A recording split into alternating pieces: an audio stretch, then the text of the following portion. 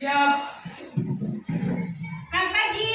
Pagi luar biasa, tetap semangat. Silakan duduk.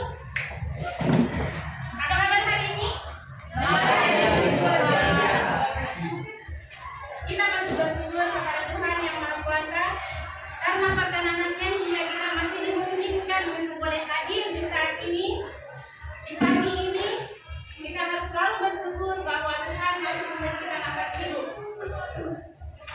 Kita dimampukan datang di tempat ini bukan karena kekuatan kita, bukan karena hebatnya kita, tapi semata-mata karena cinta kasih Tuhan dan anugerah Tuhan yang senantiasa dilimpahkan buat kita sekalian. Apakah kalian sudah siap untuk mengikuti pembelajaran hari ini? Siap. Terima kasih. Pagi ini kita akan masuk dalam pembelajaran pendidikan agama Kristen dan budi pekerti. Apakah kalian sudah siap untuk belajar? Siap. Tuhan.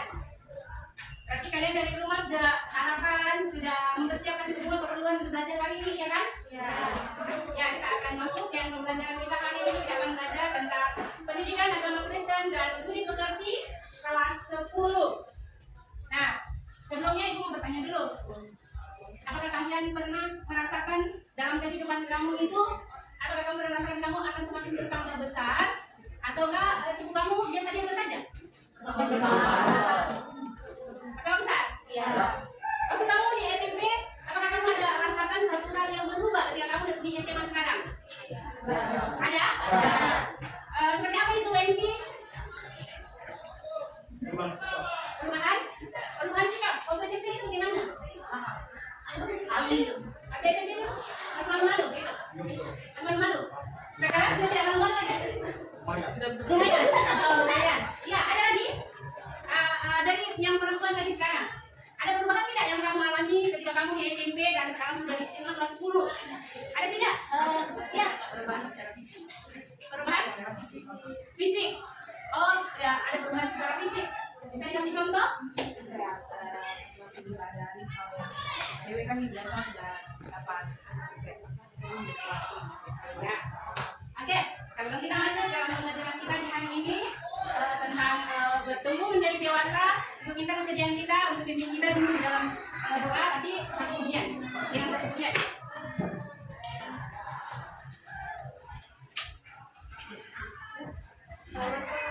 Kita memulai awal pembelajaran yang satu lagu yang kita lakukan. Hati kami untuk memuji dan menyembah, oh Yesus Tuhan dan Rajaku. Tiada tali kasih di antara kami semua, oh Yesus Tuhan dan Rajaku. Bergandeng tangan dalam satu kasih, bergandeng tangan dalam satu iman, saling mengasihi di antara kami, keluarga kerajaan Allah.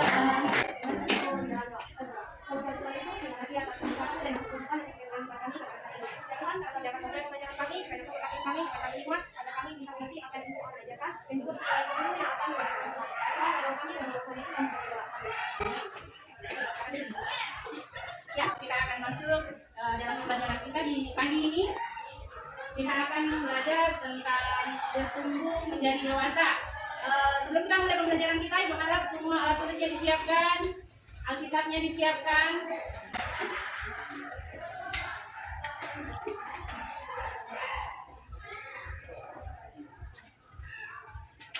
Sudah siap semua?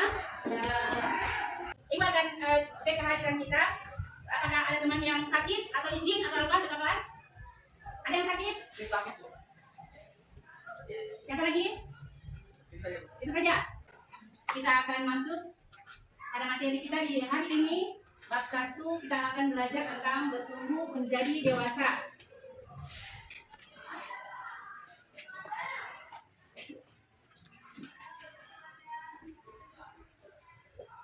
Harap kalian bisa memperhatikan apa yang Ibu tampilkan di depan, supaya ketika nanti kalian Ibu sudah tampilkan semua, kamu bisa membaca pelajaran Ibu. Terus nanti kita akan diskusi kelompok supaya kamu bisa mengerti. Jadi topik kita hari ini yaitu bertumbuh menjadi dewasa. Apa maksudnya bertumbuh menjadi dewasa? Apakah ada yang tahu apa yang dimaksud dengan bertumbuh menjadi dewasa? Ada yang bisa tahu? Ada yang bisa menjawab?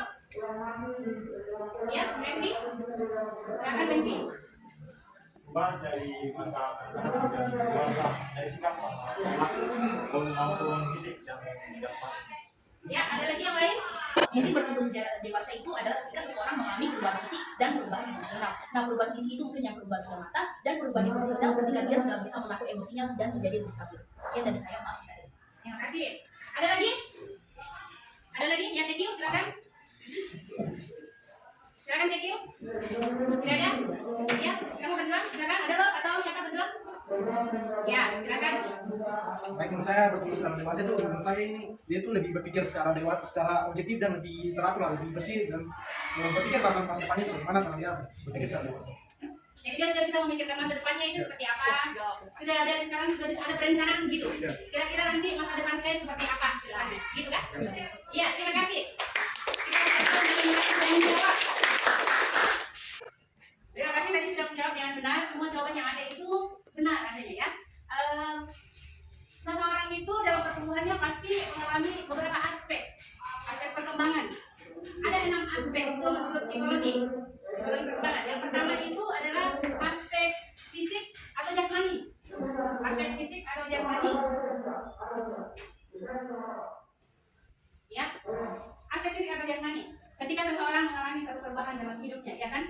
Dari yang tadi sudah dijelaskan oleh beberapa teman, itu sudah sangat jelas buat kita semua.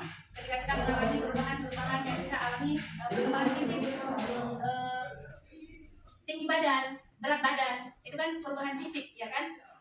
Terus juga di samping itu ada perkembangan yang seiring berjalannya waktu tentang seksual. Jadi kita harus mempergunakan itu dengan baik karena tadi sudah bertumbuh menjadi semakin dewasa itu fisik. Dan yang kedua, aspek intelektual. Aspek intelektual atau berpikir. Bagaimana kita mempunyai akal budi, kita sudah bisa mengembangkan hal-hal yang bagaimana supaya kita bisa sudah menggunakan akal budi kita untuk berpikir lebih maju lagi dari sebelumnya. Untuk aspek intelektual sudah mempunyai pemikiran yang matang. Ya, dan yang berikutnya adalah aspek emosi. Ada yang bisa menjawab yang maksudnya aspek emosi itu yang seperti apa? Emosi itu apa? Aspek emosi, perasaan. Nah, perasaan yang seperti apa? Kecewa. Iya, coba satu orang menjawab. PDK, silakan PDK. Contohnya perasaan. Jadi perasaan itu terdiri dari atas perasaan ketika sedang bahagia, sedang senang, sedih, merasa kecewa ataupun marah terhadap seseorang. Itu yang disebut dengan emosi. Ya, jadi emosi itu bukan hanya marah-marah saja, tetapi semua perasaan itu ada di dalamnya. Jadi bagaimana kita menempatkan? Jangan sampai kita marah-marah salah-salah yang orang kita marah-marah, ya kan? Jadi harus tepat sasaran, ya kan? Ketika kita meluapkan emosi kita atau perasaan kita harus melihat waktu, dipasang dengan waktu yang bertepatan dengan sasaran yang tepat, ya kan? Nah, hal berikutnya atau hal yang keempat adalah bisa menjawab apa itu yang dimaksud dengan aspek sosial. Itu seperti apa? Mampu bersosialisasi. Ketika kamu ada bersama-sama dengan teman kamu itu apakah itu disebut aspek sosial? Diskusi, berinteraksi dengan sesama. Ada interaksi.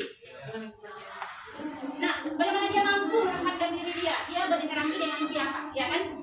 Menjalin hubungan yang harmonis dengan orang lain. Ketika kita berinteraksi dengan orang lain, kita harus melihat sasaran kita. Apakah kita berinteraksi dengan teman sebaya kita, ataukah dengan orang tua, ataukah dengan guru, ataukah dengan adik-adik, ataukah dengan siapapun yang kita jumpai, kita harus bisa membawa diri. Bagaimana kita harus berinteraksi sesuai dengan apa sasaran yang kita tuju. Jangan sampai kita bicara seperti anak kecil, padahal yang kita temani bicara ini adalah orang tua, ya kan? Nah, masalah aspek sosial. Kalau kita lihat contoh aspek sosial, ada yang bisa jawab apa itu yang dimaksud dengan aspek sosial? Mungkin dengan kemampuan. Ayah, jadi silakan. Mungkin dengan kemampuan Bisa seseorang lebih, itu Silakan, jadi kan? Oke, jadi mungkin kurang lebihnya aspek sosial itu kemampuan seseorang yang kemampuan diri ini bisa berinteraksi dengan sesama di lingkungannya, mampu bersosialisasi dan menempatkan diri. Mampu bersosialisasi dan menempatkan diri di mana dia ada. Iya, silakan dulu. Terima kasih. Ada lagi? contohnya itu seperti yang Rebecca katakan, dikatakan bahwa aspek sosial itu dia bisa menyebarkan diri. Jadi contohnya saat kita berbicara dengan orang yang lebih tua, kita tahu kita harus berbicara dengan sopan, tapi saat kita berbicara dengan teman, kita bisa menggunakan bahasa yang lebih informal begitu, yang lebih santai. Terima kasih. Adik, aspek sosial, ya kan? Bagaimana kita bisa berkomunikasi dengan baik, menjalin hubungan yang harmonis dengan orang lain. Kalau Ibu kasih contoh di Alkitab itu kita bisa baca tentang istri Lot, ya kan? Itu termasuk dalam aspek sosial, di mana pada waktu itu sudah dikatakan bahwa tidak boleh menoleh ke belakang, tetapi istri Lot apa yang dia lakukan? Dia menoleh ke belakang, terus berarti dia tidak mencermati apa yang disampaikan, sehingga dia melakukan pelanggaran prinsip. Yang kelima adalah aspek moral. Ada yang bisa menjawab apa itu yang dimaksud dengan aspek moral? Moral itu kalian sudah biasa dengar kan dari SD SMP moral. Tentang moral itu berarti berbicara tentang apa? Ya, silakan contohnya mana? Novela, silakan Novela. Oke. Jadi menurut saya aspek moral itu adalah seseorang yang tahu apa yang baik dan buruk. Jadi dia bisa melakukan yang baik dan menghindari keburukan. Jadi dia udah tahu apa yang harus dia lakukan. Terima kasih. Ada lagi yang mau tambahkan jawaban dari teman tadi?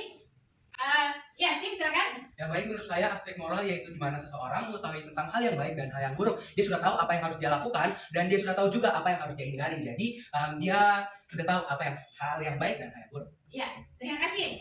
Ayah, ya oke. Selanjutnya yang keenam adalah aspek spiritual. Ibu yakin pasti kalian tahu semuanya apa itu aspek spiritual.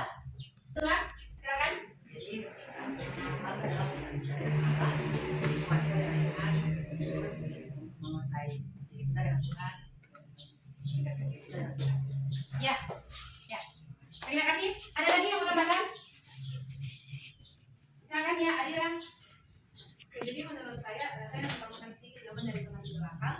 Aspek spiritual itu dalam hal kedewasaan diri itu lebih kepada bagaimana kita memahami hubungan kita dengan Allah, lebih meningkatkan keintiman hubungan kita dengan Allah supaya terjalin lebih dekat begitu. Ya, terima kasih. Aspek spiritual itu adalah bagaimana hubungan kita dengan Tuhan, ya kan? Berarti kita menjaga hubungan kita dengan Tuhan. Bagaimana caranya supaya hubungan kita itu tetap harmonis, tetap baik? Karena kalau kita menyadari bahwa kita ini sudah jatuh dalam dosa, bagaimana kita supaya bisa memperbaiki hubungan kita yang tadi Yesus Kristus sudah mati kayu salib menembus dosa kita, ya kan? Bagaimana supaya hubungan kita itu bisa menjadi semakin akrab? Ini kita tadi kita akan berdiskusi, Ibu akan bagi beberapa kelompok. Kalian bisa menjawab bersama-sama di kelompoknya dan nanti dipresentasikan.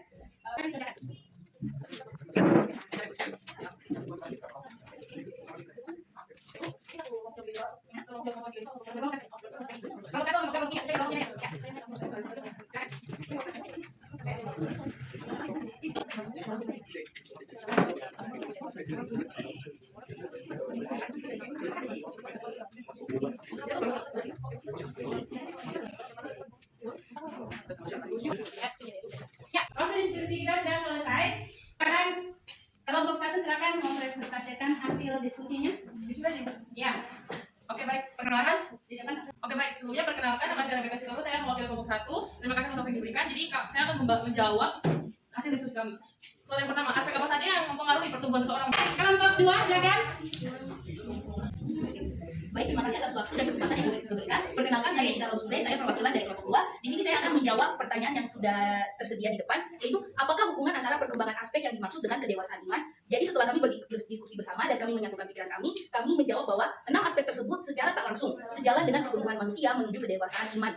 Sekarang kelompok 3 silakan. Baik, terima kasih atas kesempatan yang telah diberikan kepada kelompok 3. Di sini saya sebagai perwakilan pembicara atau pemberi pemaparan jawaban, yakni pertanyaan nomor 3, apa saja usaha yang dilakukan untuk dapat hidup menjadi dewasa dalam iman? Yang pertama, usaha dalam meningkatkan keratan hubungan dengan Tuhan. Jadi kita Kesimpulan daripada pembelajaran kita di hari ini yaitu dalam perkembangan manusia itu akan mengalami 6 aspek tadi. Aspek yang pertama apa? Aspek spiritual. Nah, pembelajaran kita hari ini sampai di sini. Sebelum kita menutup pelajaran kita di hari ini, untuk mengakhiri pertemuan kita pagi ini, sebelum kita kembali ke kelas masing-masing, kalau tadi kita membuka pelajaran itu dengan berdoa, berarti kita menutup juga dengan berdoa. Ya, Ibu minta sediaan Wendy untuk memimpin kita di dalam doa.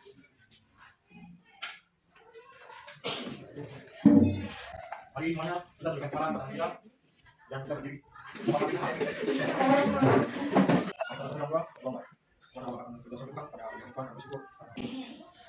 berterima kasih kepada Ibu Guru. Terima kasih, Bu Guru.